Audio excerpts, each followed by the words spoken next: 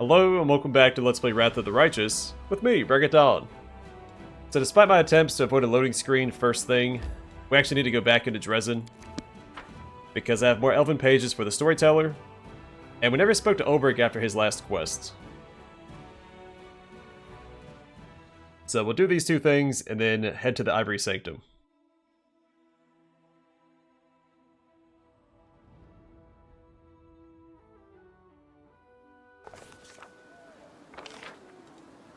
Wonderful thing about housekeeping is that it's never done. I am never wrong.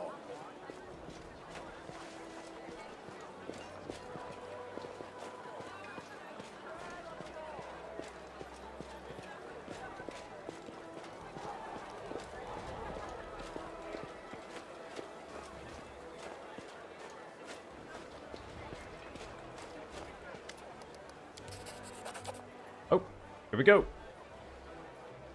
I found a page that might interest you. The Storyteller carefully takes your find. Yes, you were right. Another piece of evidence from the past I have forgotten. The old elf's expression becomes withdrawn. The Storyteller clenches the pages you brought. His voice becomes a bit younger and more energetic. My feet are covered by a crawling carpet of locusts. A few insects got under my clothes, under my shirt, down my back, and my pants. They're crawling all over me, tickling my skin with their little legs. They'll not attack until they recognize me as a stranger. Protective spells are guarding me, allowing me to deceive the pestilent denizens of the rasping rifts. I keep very still. I am but an observer, an uninvited guest who prefers to remain unnoticed. I don't hold my breath when Demon Lord Discari swings his scythe over Izyagna. I feel nothing when Izyagna... Say that right? Izyagna definitely avoids the blow and tries to strike Discari in return. I'm here by the order of Lady Nocticula. I must observe the fight, then return to Alushanira. The affairs of Demon Lords do not concern me. Why did Nocticula send you to follow Discari? The Storyteller shrugs absently. I don't know, and I don't want to know. My service to the Lady in Shadow is almost over. It's the 17th year of my life in the Abyss, and I'm already counting days to the end of my term. Who is Izyagna? That's so hard to say. She is a rising Demon Lord, servant of Lamashtu. She simultaneously inhabits 7 mighty ant-like bodies. Izyagna and Discari are always sniping at each other, but they dare not enter into open war, fearing Lamashtu's wrath. The Storyteller chuckles. The current fight is just a small quarrel, 1 in a million. Izyagna came to the rasping rifts with only 3 of her 7 bodies. I'm sure it'll be easy for Discari to destroy the intruder. Where's your friend Kaini now? The Storyteller's lips part in a smile. Here with me, of course. The stubborn lad refused to stay in Alushanira, and volunteered to accompany me to the rasping rifts. He said he wouldn't miss such an exciting adventure for the world. His youthful zeal and desire to live life to the fullest seemed to make me younger too. Please continue. Rift Carver. Discari's scythe swings up again. With a whistle through the air, it lodges in the ant-like head of one of Izyagna's bodies. Greenish slime splatters, the poisonous drops falling on my face. I keep very still. With the last convulsive movement, the ant-like body winces, turning the scythe from Discari's hands, and jumping back, only to drop on its side and lie still. This loss will hardly worry Izyagna.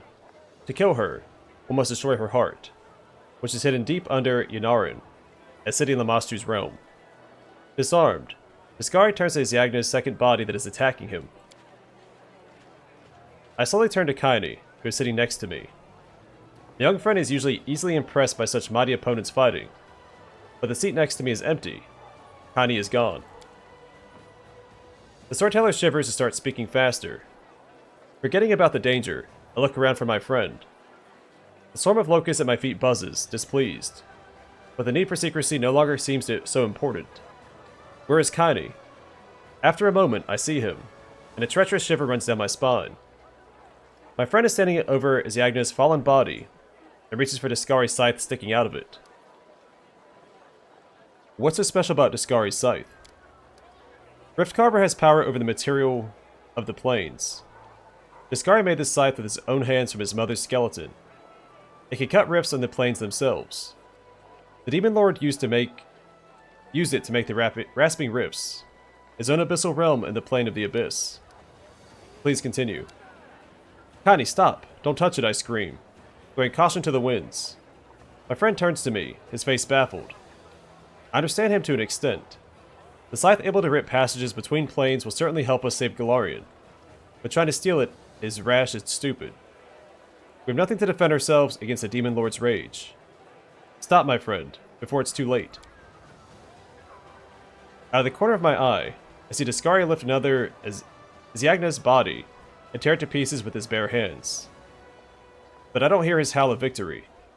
The Demon Lord throws away the still body of his enemy and turns to us. A swarm of insects is biting my feet. Locusts cover my eyes, hitting me in the face, trying to get inside my nose, mouth, and ears. Nevertheless, I get to it first. I grab the giant scythe and swing it awkwardly in the air. Rift Carver is so heavy my hands instantly cramp. I have no idea how I managed to lift it at all. I drop the scythe on the ground, but the damage has been done. Right in front of me, there is a small rift, a wound in space. The smell of Illusionari's sewage comes out of it, a wonderful smell that brings me hope for salvation. I grab Connie's sleeve and dive into the rift only a moment before Discari's claws cut the air where we just stood. The Storyteller catches his breath and wipes the sweat from his forehead. I angered a Demon Lord, and my life was hanging by a thread. I never have thought that something like that could happen in my life.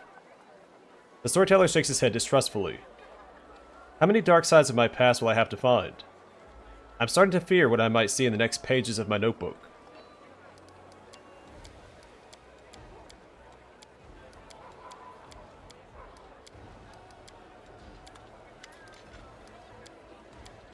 Oh, here we go.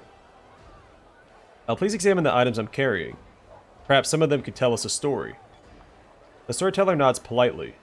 Let me touch them, and I'll tell you what I can see. The Storyteller's fingers run over the piece of old cloak. I sense power. This item belonged to someone truly powerful. It was created as a gift. It's so hazy. I'd like to learn this story, but it would take much to revive such a mighty relic.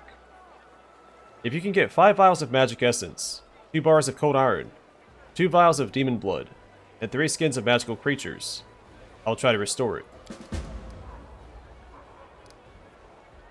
Alright, give the Storyteller the broken gauntlets and the necessary materials. Restore this relic for me. The metal in the elf's hands take the shape of armor plates. The demon blood sizzles on them like a red-hot grill, and the essence is absorbed, leaving behind a grayish residue. This relic is called the Stern Hand. That was the name given to it by its owner, our Sarkorian witch hunter. The 2 gloves represent the bond between 2 beings. People who wear such relics do not live for themselves, but die for others.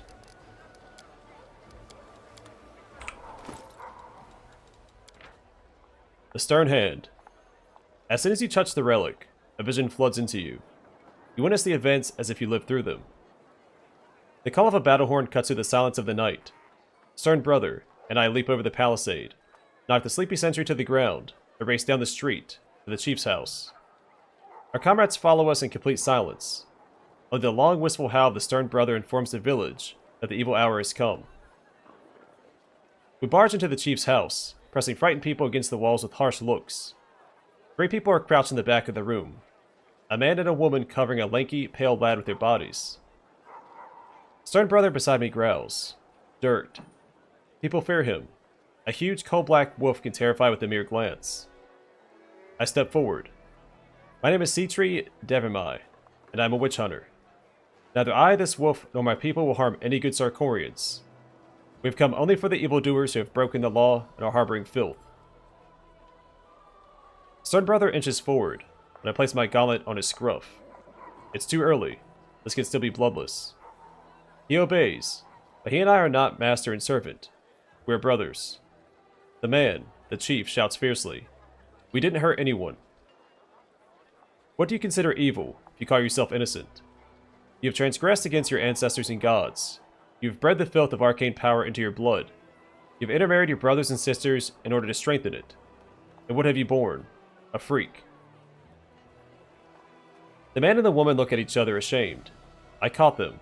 A brother and a sister, whom dark unnatural forces have given the curse of sorcery. The woman cries out desperately. Have mercy on him. He is harmless. Look, he's not right in the head. He has the mind of a baby. The pale boy clings to his mother and father. While he is big and strong, his blue eyes are naive and frightened. A child weak in the head, a danger to no one, a clever trick. 7 dead fishermen down by the river, killed and disemboweled by magic. Good people who did no harm to anyone. Were you just curious to see what they were made of? The blue eyes stare at me blankly. Children in the meadow by the bee grove. You just wanted to play with them, perhaps. And you didn't like losing, right? His eyes glaze over, like 2 blue buttons on his white face. And the girl. You liked her. But you didn't like that she resisted. His full lips stretch into a smile. His expression grows serious, cruel, mocking. Yes. He dispenses with his mask. Underneath, he's a clever, cunning, godful monster who knows no compassion, knows no good. Spoiled with powers that a mortal should not have. Not a man, a witch. The lad puts his hands on his father's and mother's shoulders and takes their vitality, sucking the life out of them like a mosquito. And then he stretches his hand toward me and sends death in my direction. Stunned and dizzy, I fall to my knees, bleeding from my ears, eyes, and nose. The gauntlets on my hands explode, cutting my fingers and palms with steel splinters. The brat raises his other hand. This is it. The end. Then, black lightning flashes in front of my eyes. Stern Brother leaps forward, shielding me with his body. A monstrous blow throws his furry body right into and on top of me. I find myself on the floor, his eyes in front of mine, and I realize that my brother is dead. I howl. Beside myself, I throw back the body of Stern Brother, snatch up a dagger with my bloody mangled hand, and throw it at the witch. The blade pierces his blue eye, but doesn't kill him. The boy whimpers, crawling on the floor, fumbling blindly with his hands, calling for his mother. Too late. You've already killed her. I rush over to him, pull the dagger out of the wound and swing.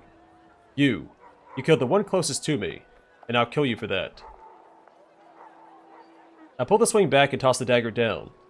No, I won't. The witch is insane with pain he's never felt before. He is helpless and frightened, not a threat. So he won't go to threshold as the law dictates. I am Citri Devamai, servant of Sarkoris. No matter how much it hurts, I won't become like that thing. I won't kill just because I want to. As I tie up the witch, and I hug my Stern Brother for the last time. This tragedy is why people should not wield arcane magic. It is no gift from spirits, not from ancestors, and not from gods. It is a curse, coming of its own accord, tempered by no watchful eye keeping track of your deeds, and no voice warning of what is right and what is vile. Instead, such magic gives a sense of impunity and pride, fostering contempt for others. It debases people into monsters, for whom all others are ants. My chest feels cold and nasty, plagued by a strange feeling that won't leave me. It's as if an evil, even more vile and dark, is lurking somewhere outside this darned house. Something I'm going to meet, and that will change everything. The soldier touches my shoulder gently. Sir Devamai. A messenger delivered a message from Threshold. We need to check a suspicious house. It is nearby, standing alone. According to the report, a single woman lives there. A single woman lives there. Like I jumbled all that together. The feeling inside me grows even more rotten. But I nod silently. Duty is duty. So I mentioned before, all these relics are tied together into the story. So obviously this is talking about Arilu Vorlesh and her hut. Unfortunately for everybody, it's not Arilu that he finds there. These spike gauntlets grant the wearer's animal companion, as well as Azada's dragon or Lich's skeletal champion, a +6 bonus to strength ability score. And it's untyped, it's just a bonus. At the beginning of the battle, the creature must pass a will saving throw DC 17, or start attacking party members. If the initial saving throw is failed, the creature can make new saving throws each round to stop the effect. It's pretty good.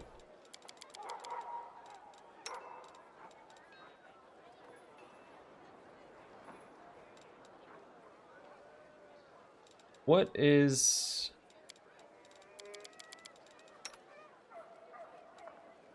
Oh man, only +8. So I'll probably equip these later. We're not going to do it yet. So we can boost that. Alright, let's go talk to Ulbrig.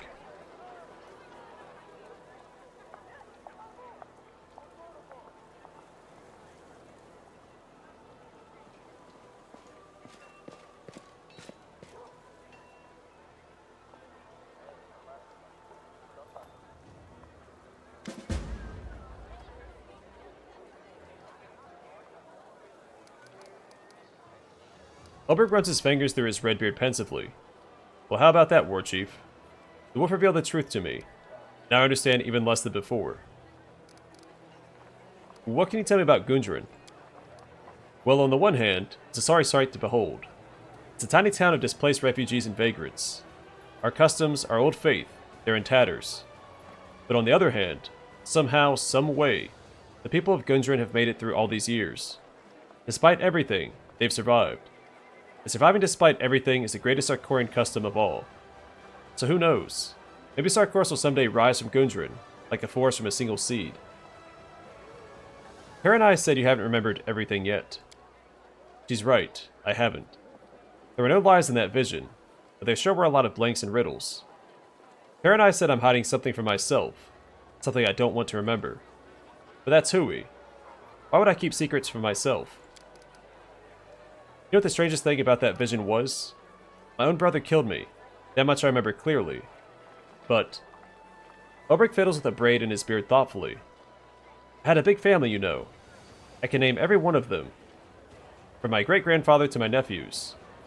But my brother, the one who betrayed me, I can't remember his name or his face, or anything at all. Funny that.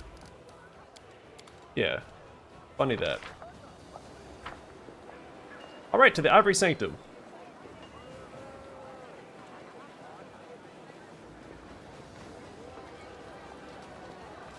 My skills are absolute.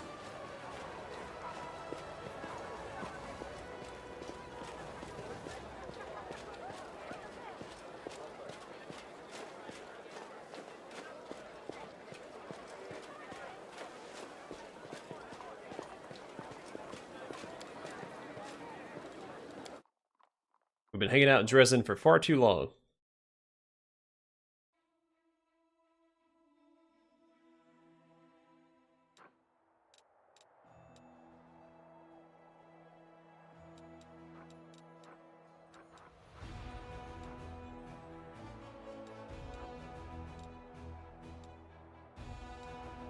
Am I overlooking it? Oh, there it is. Alright, so the fastest way is probably here.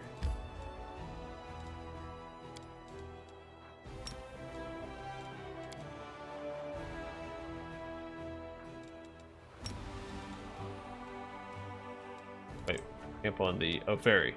I misread that. I saw this as camp on the ferry, but this one I saw as camp on the berry. And I didn't see camp on the berry here. It's alright, I figured it out.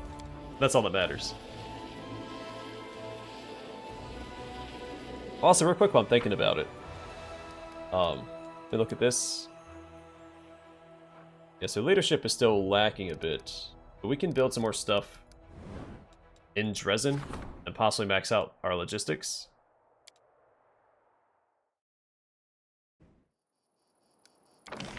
Yeah, we have plenty of space. So Hall of Glory is pretty good. Reducing the cost of mercenary units by 5% is not a bad deal. Hall of Strategy increases attack, defense, and power for all generals. Also pretty good. We'll just slap that over there. Another hospital isn't a bad idea either. Alchemist Laboratory for more energy. Mercenary Guild increases number of available mercenary units by 1. Throw that down as well. Military Academy provides a +1 bonus to attack and armor class and saving throws for all trainable units. Yeah. Monument, that over there. Pathfinder Society Lodge, +1 bonus to attack, armor class, and saving throws for all mercenary units. That's all we can afford right now. Oh, we get a shrine. Sure, we'll put that right there. Because there are no 2 length buildings, either 1 or 4. So that row next to the 2 large buildings we just built can only fit the single tile buildings.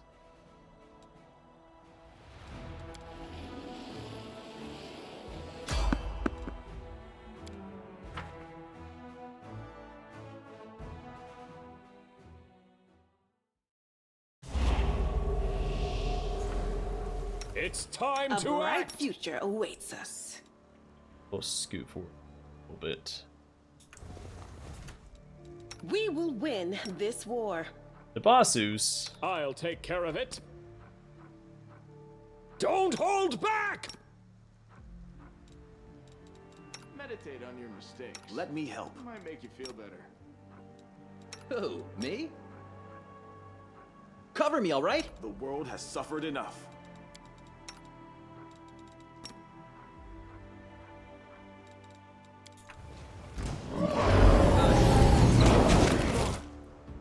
You've crossed the wrong line. Survive me.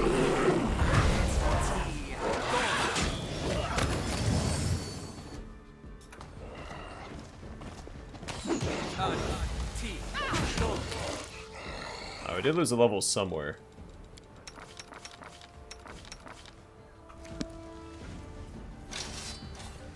I will lend you my aid.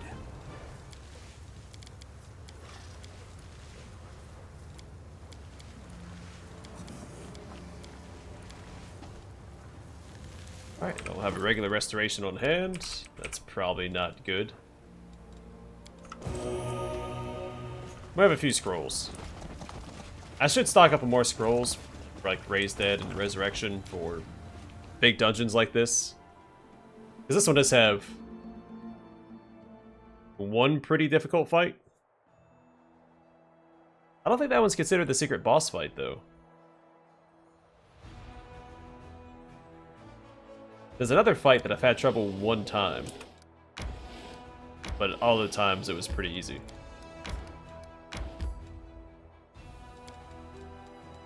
We could go ahead and rest up. I guess we could just use play on hands to get rid of all this. That's probably the way to do it. That'll generate any corruption. Not that it's a huge deal anyway, because every location... Oh, that's Clemency of Shadows. Like, what is this?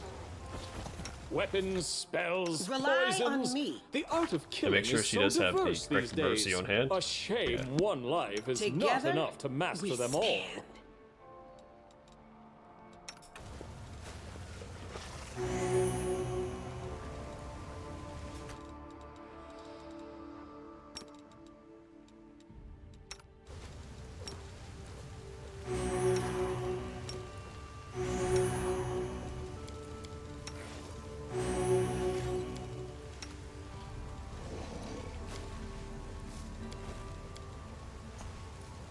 We do it my way.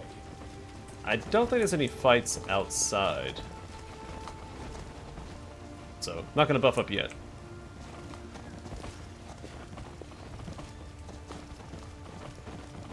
But I could also be largely mistaken.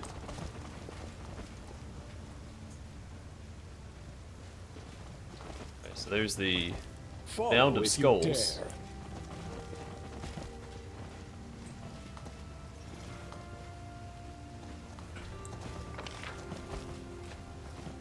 There's a way to get up here, right?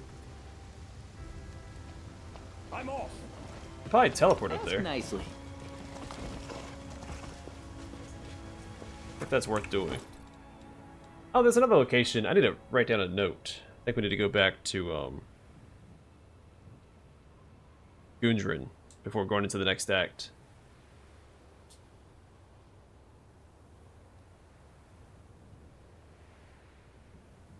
Sorry, 1 second. My, pen doesn't want to work.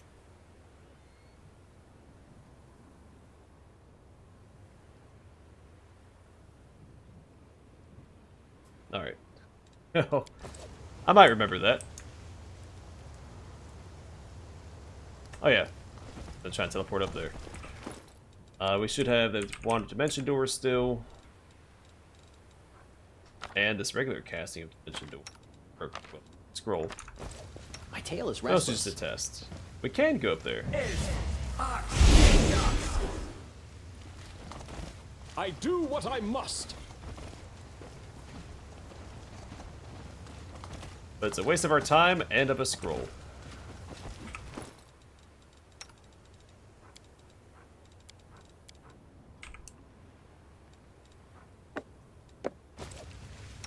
Don't mind me.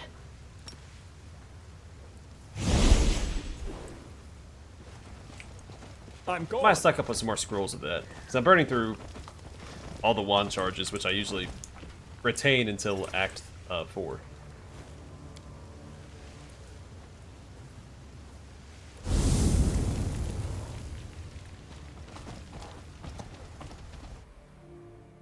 I don't think we have to fight right away. I think we have an option to buff up before.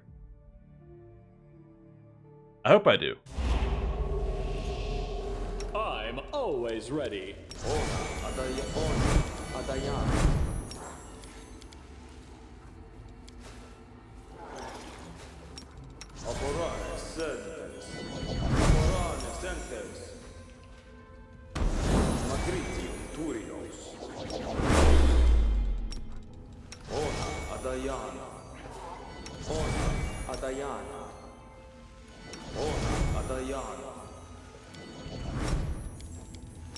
Inimosi travisi. Inimosi travisi. Amranda Dradio. Inimosi travisi. Ona Adayana. Ona Adayana. Inimosi travisi. Inimosi travisi. Alright, so we're fighting demons here. Let's go back to Holy and Axiomatic. Why not? Speed's not a bad choice either, but Something wrong? No reason to pause. we do have casting pace with Woljip, so it'd be a little redundant. Adayana, Inimosi Travisi. Ona Adayana. Ona Adayana.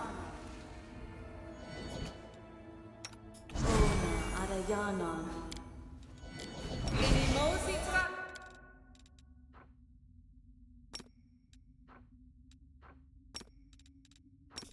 Who? Me?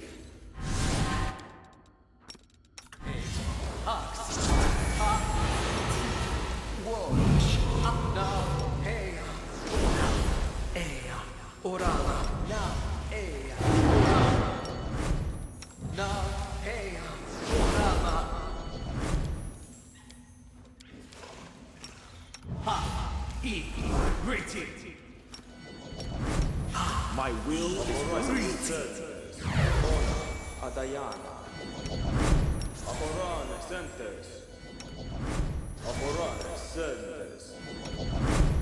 Aporane sentes. I don't have to use the Goggles of Pure Sight because we still have that buff active from last time we used it.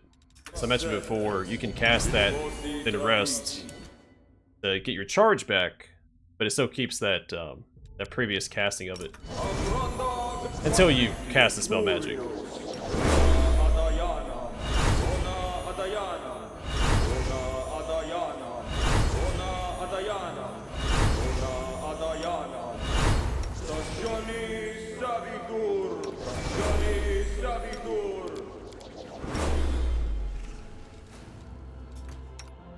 Nope, not that one.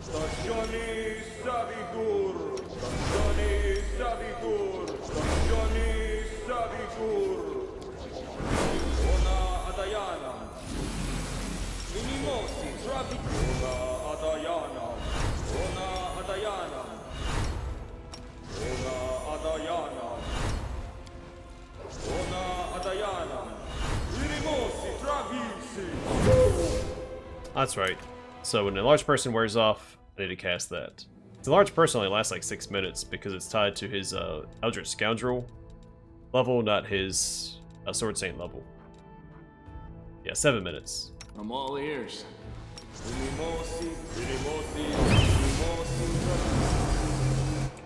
Did we ever change her amulet? We did not. I mean, we could do better. The goddess protects us. There was something back in Drezen we could buy. Unimosi travisi. Unimosi travisi. Unimosi travisi.